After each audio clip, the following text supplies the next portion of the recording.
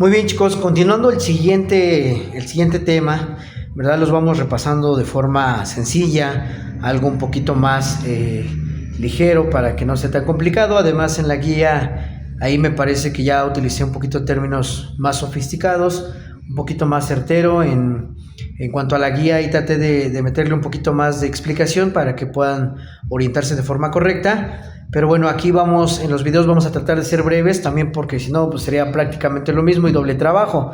Guía y video sería prácticamente lo mismo y además estaríamos siendo monótonos y repitiendo prácticamente lo mismo que hice en la guía. Entonces vamos a hacerlo un poquito más práctico, va a ser un poquito más sencillo y rápido de explicar.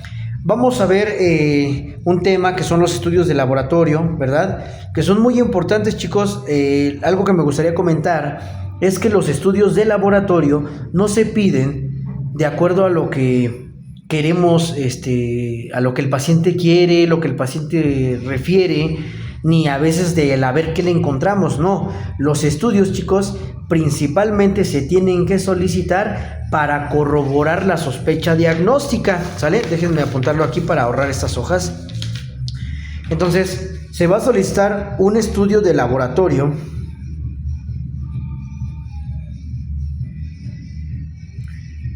para corroborar la sospecha diagnóstica.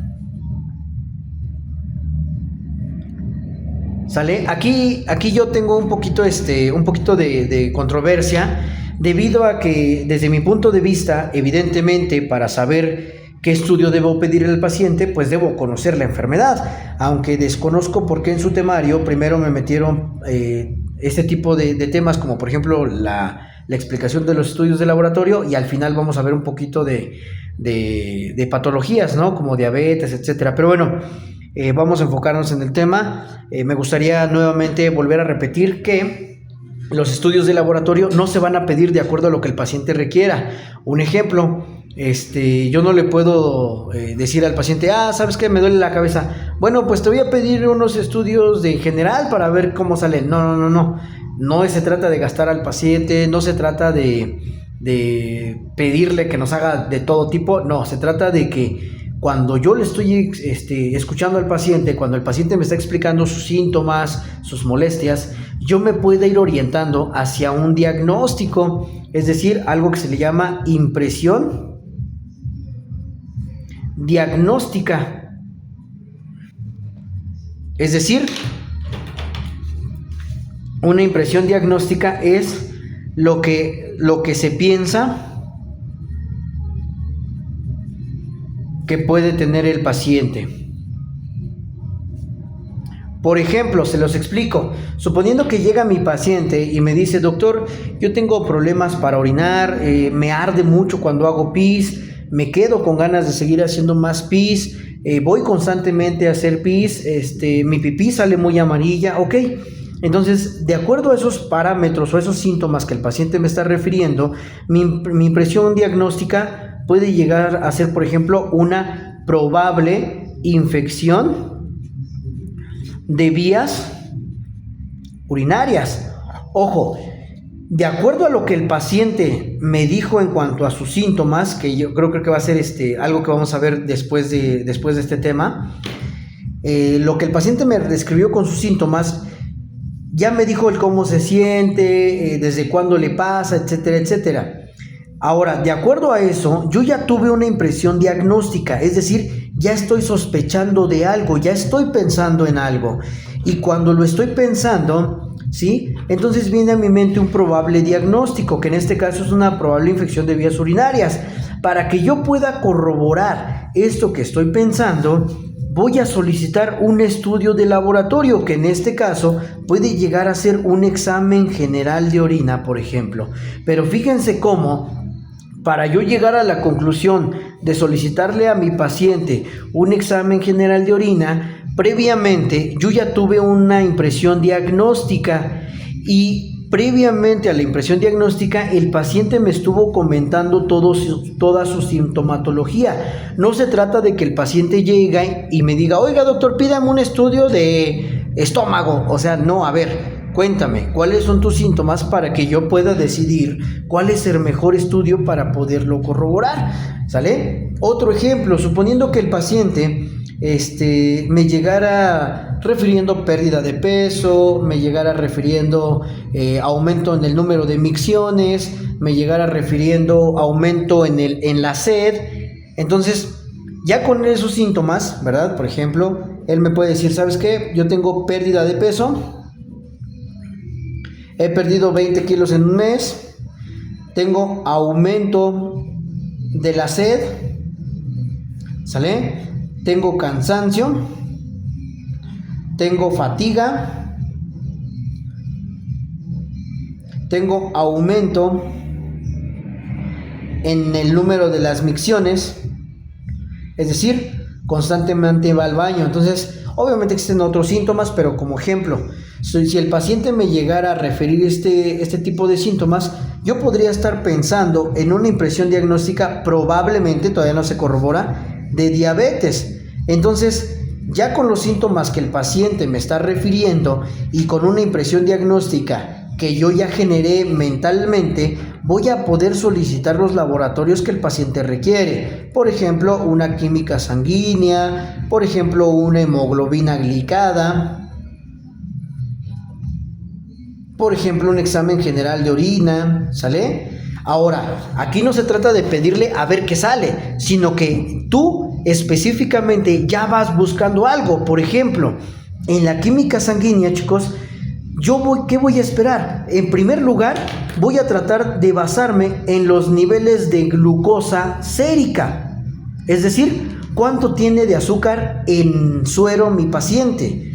2, cuánto tiene de triglicéridos, ya que triglicéridos y glucosa normalmente siempre van juntos o van de la mano. Entonces, si se elevan la glucosa, en la mayoría de los pacientes, tampoco es una regla, suelen elevarse los triglicéridos, ¿sale?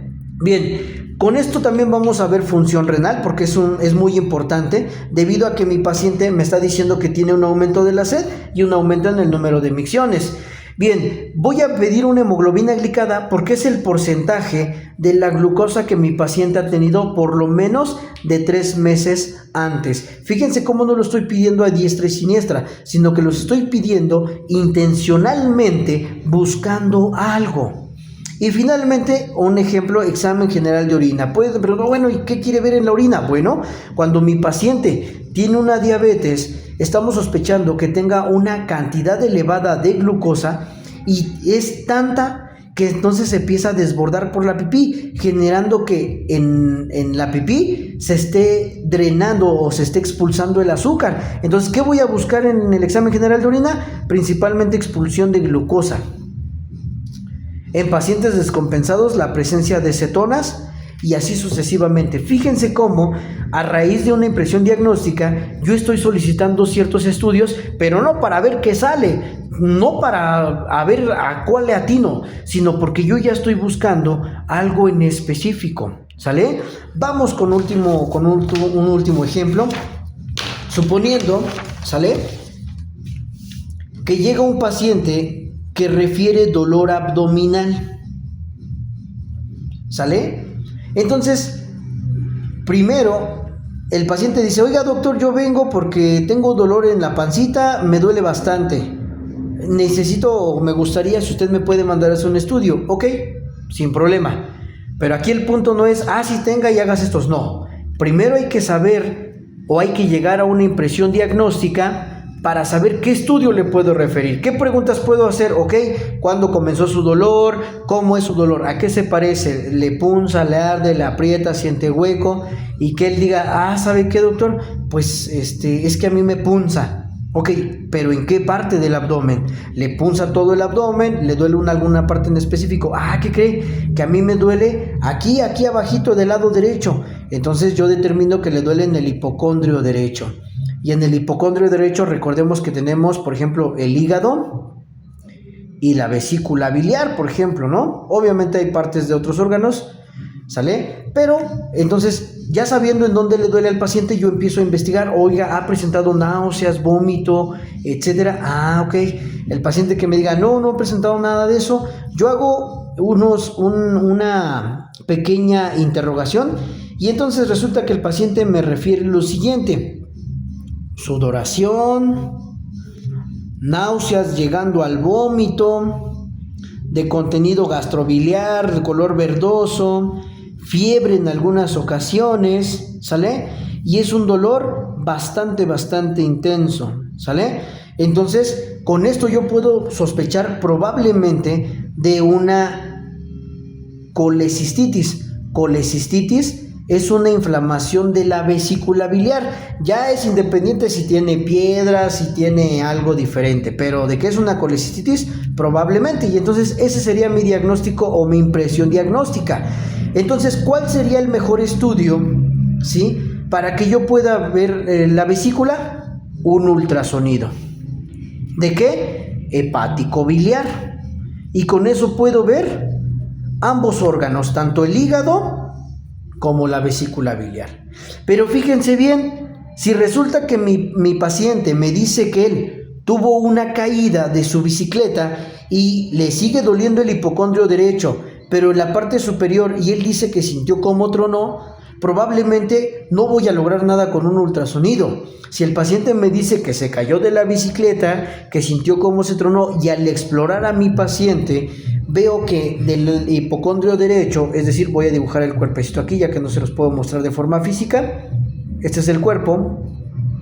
Entonces, si mi paciente refiere dolor en hipocondrio derecho y él dice que se cayó y sintió como tronó, y yo al estar explorando resulta que en esta área de las costillas siento algo de crepitación, entonces probablemente no sea algo de vesícula o hígado, probablemente yo esté pensando en una probable fractura de costillas.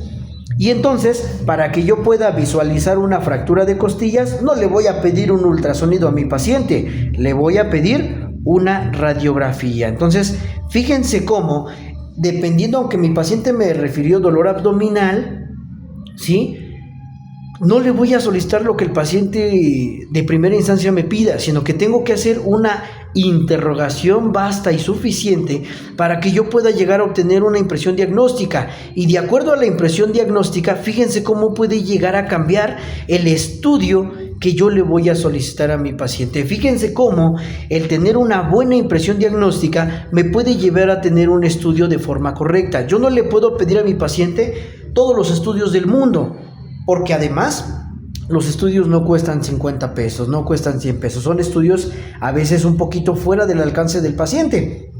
Y en algunos pacientes hay que determinar si es necesario que el paciente se realice ese estudio, y en algunos casos especiales el paciente tiene la posibilidad, de realizarse cualquier estudio. Es decir, el paciente te da la libertad y dice: doctor, a mí pídame los que usted crea necesarios. Yo afortunadamente me va muy bien y puedo realizarme los que usted sugiera. Pero algunos pacientes te dirán: oiga doc, ¿y es necesario que yo me haga dicho estudio?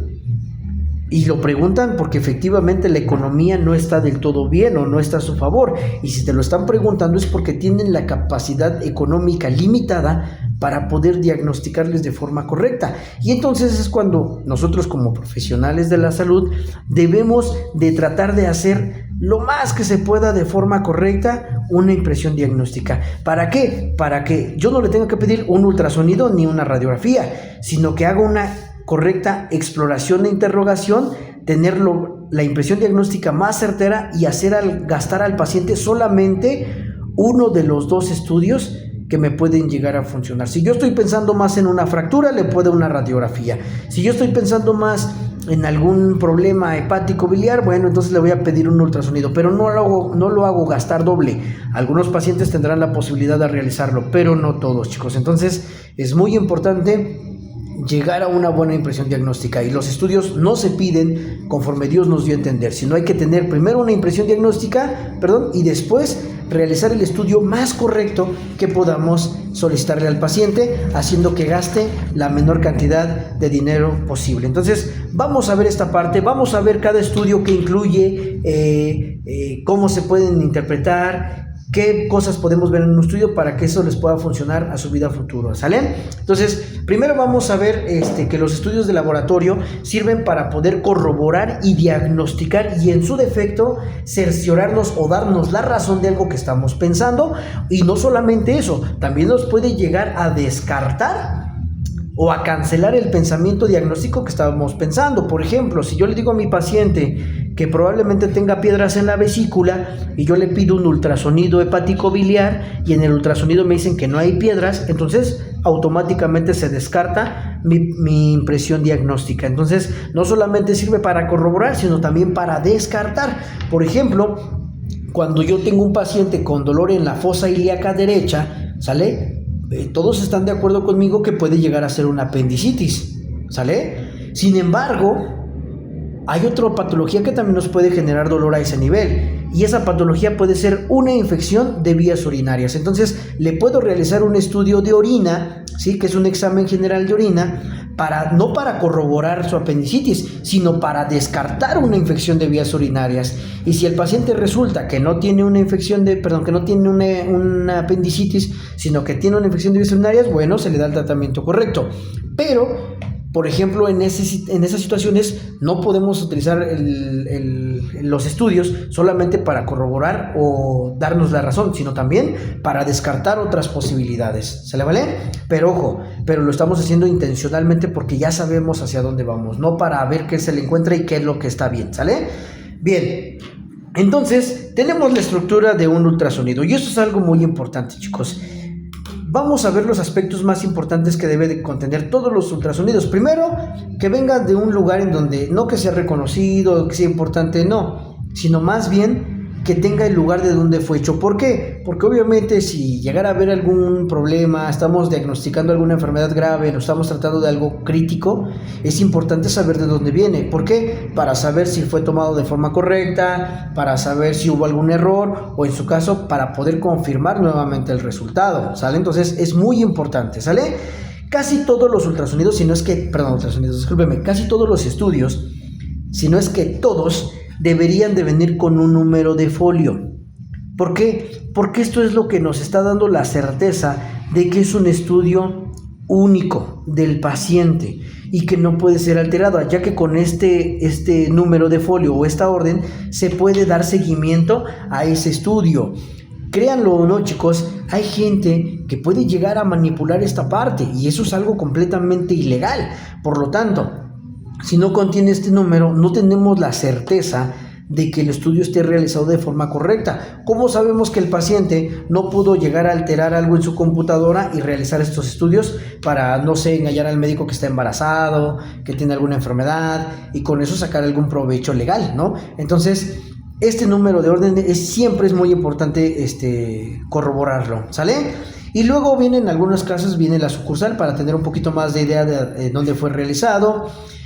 Y lo más importante, chicos, primero el nombre del paciente. Siempre, yo sé que a veces es tan olvidadizo esta situación, que viene el paciente y nos dice, oiga, ya me hizo unos estudios, y a veces uno es tan distraído que solamente, a ver, híjole, no, pues tienes alta la urea, y el azúcar está baja, etcétera, etcétera, y nos vamos checándolo sin haber corroborado que el paciente era el correcto. A veces, recuerden que no todos somos perfectos, en algunos laboratorios puede ser que se equivoquen, o el mismo paciente puede ser que haya recogido los estudios de alguien más, o hasta en su defecto, que a mí sí me ha pasado, que vienen a consulta y me dice el paciente, ¿qué cree, doc? Que traigo mis estudios. Ay, a ver, caray, no, pues es que tú eres diabético. ¿Cómo cree? Si yo no soy diabético. No, pues es que aquí está mal. A ver, checamos y dice, híjole, ¿qué cree? Que me traje los de mi esposo. Y el paciente era una femenina de 50 años, ¿no? Y entonces tú dices, ay, señora, pues hubiera traído los correctos. Entonces, siempre muy importante corroborar el nombre del paciente. Es decir, si el paciente viene con oiga, doctor, mire, traigo mis estudios para que usted me los pueda corroborar. A ver, ok, perfecto. ¿Usted es Juan Pérez? Ok, sí, yo soy Juan Pérez. Excelente, perfecto.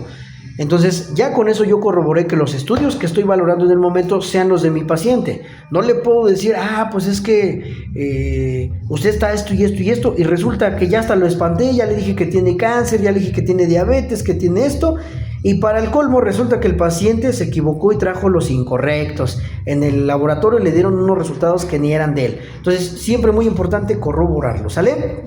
Bien, segundo apartado, hay que checarnos la edad, porque en algunos parámetros el rango normal va a depender, ¿sí?, de la edad del paciente. Es decir, no puedo tomar en cuenta el mismo rango normal para un chavo de 20 años que para uno de 52. Y ahí lo podemos ver, como lo dicen en su guía, por ejemplo, en el antígeno prostático específico. Por ejemplo, si yo tengo un joven de 20 años que viene por dolor testicular, resulta que encontramos ahí un tumor o algo así, le podemos pedir algún antígeno prostático, pero ya sabemos que por su rango de edad debe de salir en cierto parámetro. Pero si viene una persona de 70 años, ¿verdad?, obviamente el rango normal va a ser completamente diferente a un chavito de 14 o de 13 años. La edad siempre va a ser muy importante, chicos, ¿sale? Bien, y luego también el sexo. Ojo, hay algunos parámetros que se manejan de acuerdo al sexo. Por ejemplo, en el ácido úrico, las mujeres tienen un cierto parámetro y los hombres tenemos otro parámetro. Aunque no hay mucha diferencia y aunque es de mínima o son milésimas las que nos diferencian, es muy importante saber si mi paciente es masculino o es femenino, porque no lo puedo manejar de la misma forma, porque en ciertos parámetros el valor va a cambiar, va a ser diferente. ¿Sale? Muy bien. También otro punto muy importante es checar la fecha en que se realizó el estudio. Esto es muy importante, chicos, porque a veces el paciente tiene unos estudios de hace 2 años, llega a consulta y dice, oiga, ¿me puede valorar mis estudios? Ah, sí, claro, a ver, préstemelos. Resulta que todo está alterado, todo está muy bien. Voy checando la fecha y resulta que son del 2022 y estamos a 2026. Entonces le dice, está muy bien. No, pero ya tienen años. Siempre hay que corroborar que la fecha sea reciente. Actualmente las guías nos comentan que los estudios tienen una validez hasta por 3 meses. Entonces, un ejemplo, ahorita que este estudio que vamos a ver de ejemplo es del 4 de octubre del 2025, pues evidentemente ya no nos sirve porque ya estamos en febrero, ¿no? Entonces, vamos así checando y le podríamos decir al paciente que cree que estos estudios pues ya no son válidos porque tenemos hasta 3 meses, entonces habría que repetirle nuevamente el estudio para poderlo valorar de mejor manera. Es muy importante, chicos, ¿se vale? Y en algunas ocasiones incluso hasta la hora de toma. ¿Por qué? Porque, por ejemplo, habrá unos pacientes que en la glucosa tengan 50, por ejemplo, ¿no? Y el paciente dice, es que mi azúcar está muy baja. Ok, ¿a qué hora le tomaron los estudios? A las 7:56. Ok, ¿y usted a qué hora había cenado? No, pues yo cené desde las 5 de la tarde. O sea, imagínense, desde las 5 de la tarde a las 5 de la mañana son 12 horas. Más 2 horas que llevaba el paciente extra, son 12 horas de ayuno que el paciente llevaba. Eso es bastante. Evidentemente su glucosa iba a salir baja, ¿sale? Entonces, en algunas ocasiones es muy importante, ¿sale? Y otro de los puntos muy importantes, el nombre del estudio que vamos a estar revisando o valorando, ¿sale? ¿Vale? Muy bien.